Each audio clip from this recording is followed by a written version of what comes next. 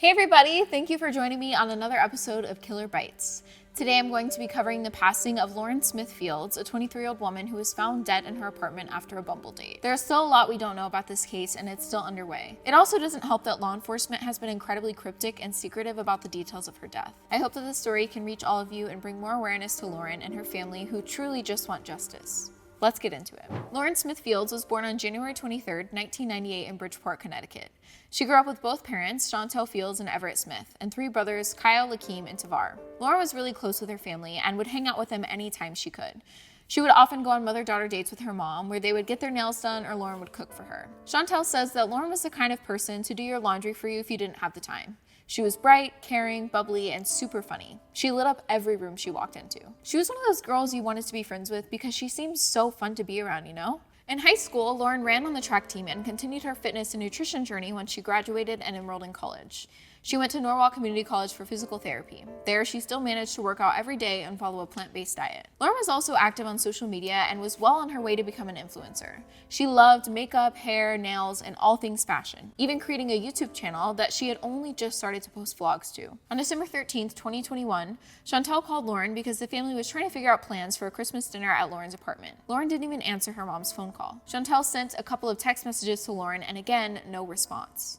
All this was completely out of character for Lauren because she always responded to her family, especially her mom. After several hours passed with no response from Lauren, Chantel's worry really started to grow. She and one of Lauren's brothers, Lakeem, went over to Lauren's apartment to see what was up. When they got there, they noticed a note on Lauren's door that said, "If you're looking for Lauren, call this number." So they did just that. The apartment landlord answered and said she would meet them downstairs to talk. When the landlord arrived, she told them the most horrific news. Lauren had died. In fact, she had passed away the morning before on December 12th at 6:49 a.m. The Bridgeport police never even tried to notify Lauren's family, and on top of that, there was no caution tape blocking off the door or anything that would give any evidence that someone had just passed away in that apartment a day before. The landlord gave Chantel the number of a detective from the Bridgeport police, and they called immediately, hoping that they could get any answers for what was going on. When Detective Kevin Cronin answered the phone, he told Chantel that Lauren was on the popular dating app Bumble.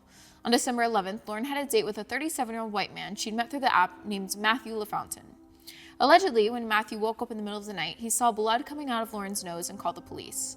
She was pronounced dead at just 23 years old, and that was that. Lauren's family was extremely confused, and these were not the confirming answers they needed. Who was the man Lauren had been with? Why didn't the police notify their family of her passing? Was there an ongoing investigation? Something? The detective did assure her family not to worry about the man Lauren was on a date with because he was a really nice guy, and they felt that he didn't need it to be looked into. Like, what? The family asked the detective if Matthew would come to their home and speak with them, which he agreed to do. But after an hour and a half of waiting, he never showed. They called him again to ask where he was, but this time he answered the phone and said, "Stop calling me," and hung up. Lauren's brother Tavar said a detective later told him the reason they didn't reach out to the family was that they already had her passport and ID, so they knew who she was. For the next 2 weeks, the Smith Fields family continued to call the police department and Detective Cronin, but no one cared to speak with them. It wasn't until the very end of December that the family discovered Detective Cronin had been removed from the case entirely. Apparently, he had messed up the case so badly that he was replaced with someone else. I cannot with these people. When the family went back to Lauren's apartment 2 weeks after to remove her belongings, it was evident the police were not going to process the scene as a crime scene. The family found a used condom, lubricant, an unknown pill, cups with liquid still in them, plates of food flipped upside down on the carpet, and a large bloodstain in the middle of the bed streaking over to the right side of her bed. None of this was captured by police or sent over to be tested. But you know what investigators did take from the scene? Lauren's phone, passport, credit card, and over $1,300 in cash. The Smith Fields called up investigators asking them if they would come and collect the evidence, to which they agreed, but said they could only move forward with the case if the family agreed to give them their DNA on swabs.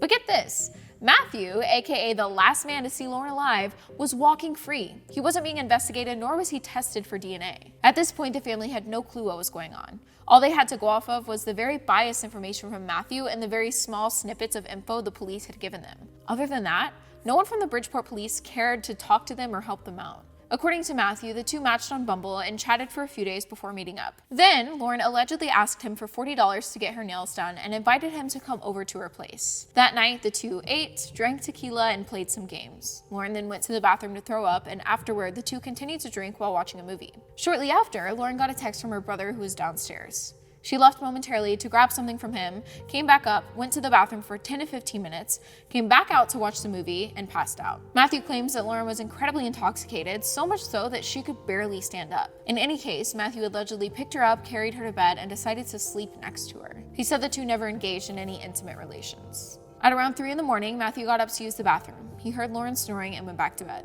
At around 6:30 in the morning, Matthew woke up again to see Lauren on her side, not breathing, with blood coming out of her nose. He freaked out and called the police. The officer said Matthew was really frazzled, and shortly after, Lauren was declared lifeless. What's interesting, however, is that her brother recounts seeing her that evening, and he said Lauren didn't appear sick or drunk at all. He dropped by the apartment to pick up a basket of laundry from her. They chatted and joked for about 10 to 15 minutes, and she went back inside. He had no clue anyone else was even in the apartment. Now, Matthew's attorney claimed that he had been nothing but cooperative with the police. Authorities saw nothing off about him, claimed he was a nice guy, and didn't think to look further into the situation. They simply took him at his word. It took from December 12th, when Lauren passed away, to December 29th for the police to collect evidence, the contraception with DNA, the pill, lube, bloody bedsheets, etc. And as of February 2022, those items were still not turned into the forensic lab for testing. The family's attorney, Darnell Crossland, said in an interview with The Real, "Most of the experts are saying that when you have a case like this, you treat it as a homicide, and if you have to dial it back, you dial it back. But if you don't leave it alone and then try to pick it up at the end, all the time has gone by. We know the first 48 hours is important. We know it's important to preserve everything for analysis. What they normally do is they have an unknown, which is the condom with semen in it, and then you have the known, which is the last person who was with Lauren before she died. You simply swab that person's mouth for DNA, and you compare the known to the unknown. That's how you do these investigations. So now we have an unknown and they just let the known go, so we're baffled. Why would you do that?" At the point of that interview, Matthew had still not given a DNA sample to researchers. His lawyer claimed that he had been nothing but cooperative, but if you won't even give a DNA sample at this point in the investigation, you are clearly not ready to cooperate and have something you would rather not get out to the public.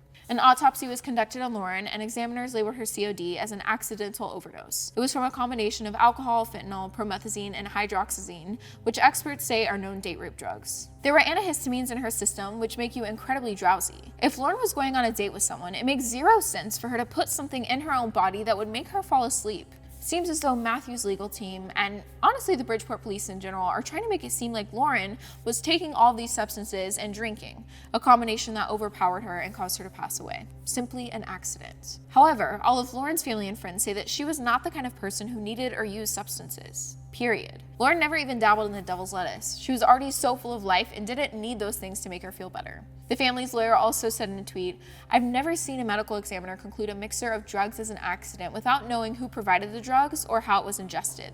Lauren didn't use drugs." Since the Smithfields family has been given so little to work with and met with disregard and pushback from the Bridgeport police, they hired their own private investigator to look into the case and have called for their own separate autopsy on Lauren's body. Chantel told media outlets that the police made her feel as though the investigation was not important in the slightest. "The way they talked to me, the way they have talked to the family, how they treated my daughter, they treated her like she was nobody, like she was not important." In a Time interview talking about the power of social media in cases like these, Melissa Ellen said, "We know that some scenes are failed because the officers didn't realize there was something going on. But when you have a scene that is so clear, this is a stranger, it's inside of her home, there's questions about the scene. And the only thing I can say is it leads to what we've always been talking about, which is the officers on the scene are not taking Black women seriously. They thought of her as must be an overdose." And this case brings us to an even bigger issue, which is the lack of media coverage given to Black women and girls in these situations. Black women are rarely viewed as a priority in cases like these. Oftentimes, when there is more to dig for, the police and/or the courts do not take the time with these women and their families. In times where cases like Gabby Petito get so much media coverage across the country and the world, you would think that with enough outrage, these stories would get pushed to the front. However, it is usually white women's stories who are talked about, and Black women, Indigenous women, and women of color are forgotten. This is known as missing white woman syndrome, a term coined by American news anchor Gwen Ifill and is used by social scientists and other media commentators. It refers to the overrepresented kind of news coverage given to white women and girls, typically in missing person cases, and the lack of coverage given to Black women, Indigenous women, and women of color. Other factors that play into this are age. The younger you are, the better in the eyes of the media.